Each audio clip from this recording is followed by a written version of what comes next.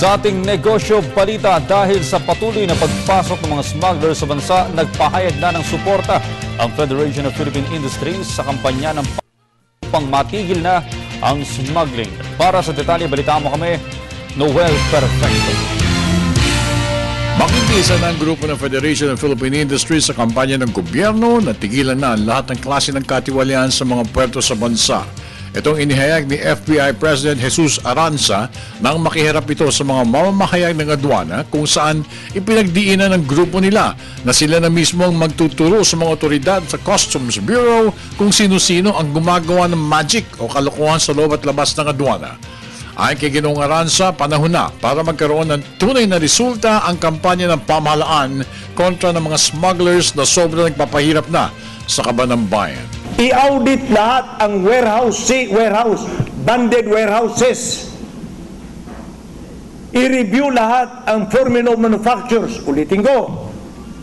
And pagkatapos, number 3 is tingnan lahat nila yung liquidation. Huwag yung Nakiisa rin ang grupo ng mga steel makers, textile producers and suppliers, gayon din ang mga gumagawa ng papel sa bansa sa kampanya ng gobyerno na lipulin kundi man mabawasan na ang katiwalian sa adwana. Kasama na rito ang opisyalis at kawani ng Customs Bureau na nakikipagkuntsaba sa mga sindikato sa panloloko sa pamahalaan. The fact is, if we will not check all this, I think Biason is trying to do his best. But it is unfair for some people, some critics to say that smuggling lumalaki. I doubt very much. In fairness to the government, I am just being fair.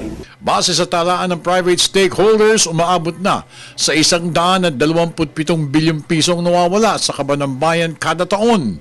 Bunsod na rin ng mga palagiang pandaraya na ginagawa ng mga sindikato sa mga puerto sa bansa. Ayon sa kanila, dapat na mahinto para sa telebisyon ng bayan. Ako naman si Noel Perfecto.